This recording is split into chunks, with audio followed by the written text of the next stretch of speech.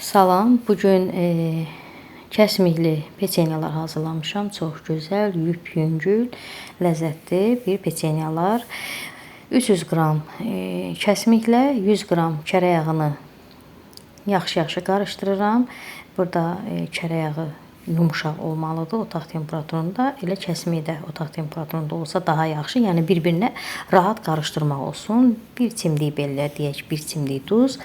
Daha sonra 250 qram un əlavə edirəm.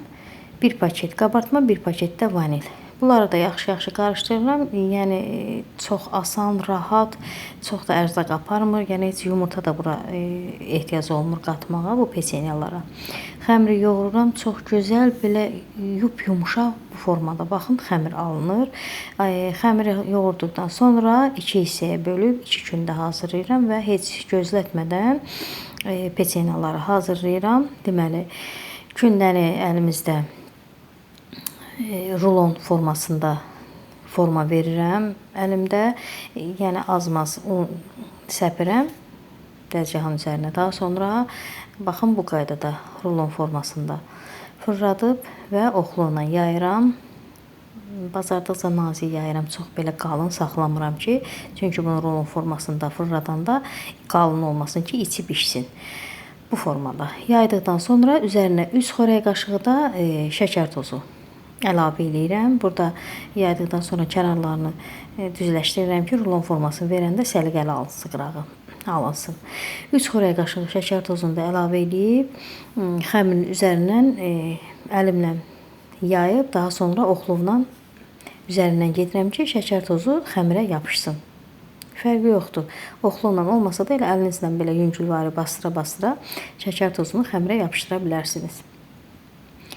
Daha sonra xəmiri gördüyünüz qaydada fırladıram. Belə rulon formasında. Yenə yumuşaq xəmirdir. Elə səliqə tələb eləyir bunu hazırlamaq üçün. Yəni ehtiyatla.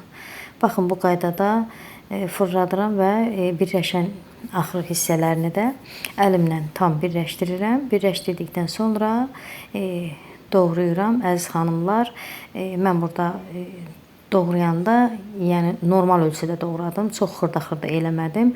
Burada böyüklüyünü də sizə göstərim. Bax, ovucumun içində tutanda hardasa elə bil əlimin yarısı qədər. Belə deyək də, baxın, belə.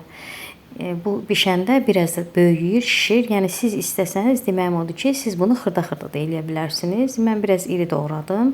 İkinci gündən də eyni qaydada yayıb sizə göstərirəm. Eyni qaydada yayandan sonra təzədən kənarlarını bu dəfə kəsmirəm. Yəni baxın, bu formada səliqəyə salıram və yenə də şəkər tozu əlavə edib rulon forması verəcəm. Burada şəkər tozu yenə deyirəm 3 xörək qaşığıdır. Hər bir gündəyə ayrı-ayrılıqda, yəni toplam 6 xörək qaşığı şəkər tozu istifadə elədim. Yəni siz istəsəniz biraz şirinsə az olsun, 2 xörək qaşığı da istifadə edə bilərsiniz hər gündənin arasına. Yəni 2 xörək qaşığı da bəs eləyir. Yenə fırladıram bunu və eyni qayda ilə doğrayıram. Əziz izləyicilər, siz forma olaraq müxtəlif formada doğraya bilərsiniz. Məsəl üçün 3 forması verə bilərsiniz və yaxud əyri formada, kətə formasında doğraya bilərsiniz. İndi zövq sizindir, nə formada istəsəniz o formada da doğraya bilərsiniz. Toplam bizim burada 14 ədəd peçenyalar alındı və 170 dərəcəli sobada bişirirəm. Burada altı qızarsa, yəni bişməyə bəs eləyir. Bizdə biraz elə bil üst tərəfi də deyək ki, qızıl rəng fason az-maz saralmış kimi qızardı. Yəni açıq rəngdə də götürmək olar. Hardasa 15-20 dəqiqə arası hazır olur. Yəni çox tez hazır olur, çox da rahat. İnşallah siz də hazırlayın. Yəni çox əziyyət tələb eləmir əziz xanımlar. Əminəm çox bəyənəcəksiniz. Çox maraqlı belə xəmirin materialı var. Elə bil Napolyon xəmiri kimi də bişəndən sonra. Çox yüngül, çox da ləzzətli peçenyalardır. Əgər bəyəndinizsə zəhmətə dəyər verərək bəyənmə düyməsinə toxunmağı unutmayın. İzlədiyiniz üçün təşəkkür edirəm. Sağ olun, sağlıqla qalın.